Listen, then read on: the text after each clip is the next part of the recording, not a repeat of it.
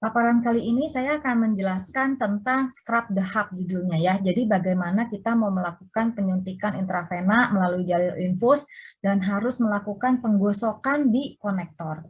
Ini adalah bagian dari paparan tentang pencegahan infeksi pada jalur infus. Ada 5 alur masuknya kuman pada jalur infus, yaitu tangan petugas kesehatan, mikroflora pada kulit pasien, konektor, cairan terkontaminasi, dan kontaminasi hematogenik saat insersi.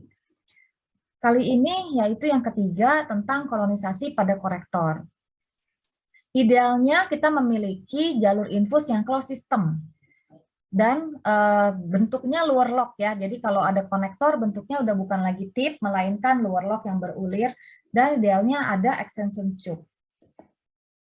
Closed system tuh maksudnya apa? Closed system itu sistem yang tertutup. Jadi hanya ada satu aliran pada jalur infus tersebut, dan saat tidak terkoneksi dengan obat atau cairan infus, ujung konektor tersebut tertutup rapat secara otomatis.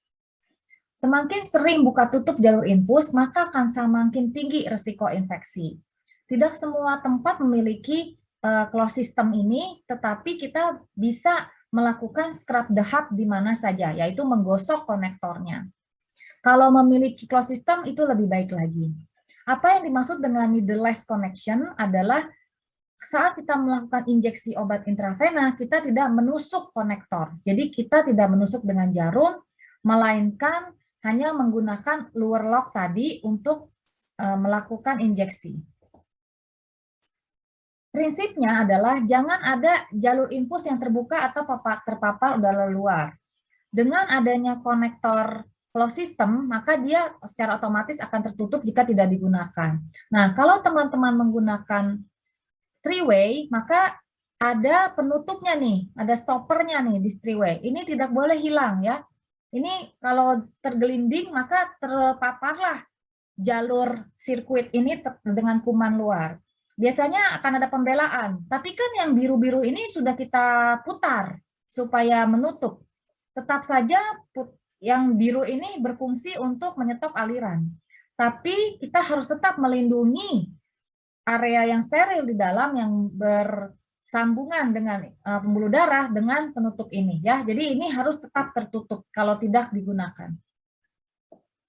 Nah, luar lock system ini contohnya seperti ini ya, yang mengulir yang di sebelah kanan. Yang dulu seperti ini sudah tidak lagi digunakan ya. Sekarang semuanya harusnya sudah bisa menggunakan luar lock karena tidak sulit dengan harga yang juga mudah dijangkau dan sama harganya dengan yang seperti ini. Nah, extension tube kadang ada yang punya, ada yang tidak ya. Kalau unitnya tidak punya, bukan berarti tidak bisa mencegah infeksi, tetap bisa dengan scrub the heart. Apa tujuannya kita menggunakan extension tube? Supaya tidak dekat dengan pasien, jalur koneksi infusnya. Kalau dekat dengan pasien, dekat dengan muntah, lendir, liur, urin, dan feses, bisa terkontaminasi. Pada pasien dengan inkubator, konektor infus ini sebaiknya di luar inkubator, supaya mencegah terkontaminasi dengan cairan tubuh pasien.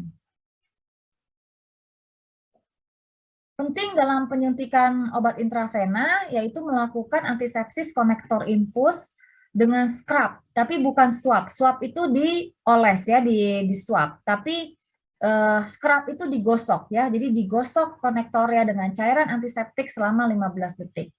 Menghitungnya betul-betul 15 detik ya. 1, 2, 3 ya, bukan tua gapatma, bukan ya.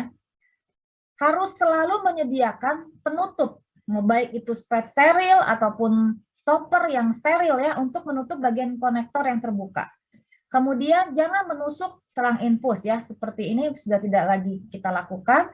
Jika bocor harus cepat diganti dan ada umur untuk mengganti sirkuit infus, meskipun tidak terjadi apa-apa, dia akan diganti secara reguler. Nah, ini contoh scrub the heart ya, selama 15 detik saat kita mau melakukan injeksi intravena. Ada 2 tipe tenaga kesehatan nih. Yang pertama adalah perawat yang sangat taat dengan infection control. Dia kalau melihat praktek yang tidak sesuai pasti ribut. Tapi ada juga yang belum terbiasa dengan scrub the heart. Ini kalau diajarin scrub the heart ribut juga. Dia ribut karena merasa membuang waktu, merasa kerjaannya jadi tambah banyak ya. Tapi perhatikan deh, kalau di unit teman-teman sangat bagus sekali infection controlnya, pasti bisa menghidupi bayi-bayi di bawah 1000 gram. Karena bayi-bayi itu sangat rentan sekali terhadap infeksi. Ya, bersih saja tidak cukup untuk mereka. Jadi kita harus betul-betul meningkatkan perilaku pencegahan infeksi sesuai dengan standar WHO kalau mau menghidupi bayi-bayi kecil. Dan angka infeksi di unit perina akan sangat turun jika perilaku kita sudah sesuai ya dengan infection control. Bagaimana cara melihatnya? Lihat saja penggunaan antibiotik ya. Kalau antibiotik spektrum luas, meropenem, carbapenem dan sebagainya itu sangat tinggi, hati-hati, mungkin perilaku kita harus diperbaiki. Nah, ini contoh ya, gambar sebelah kiri ini terbuka.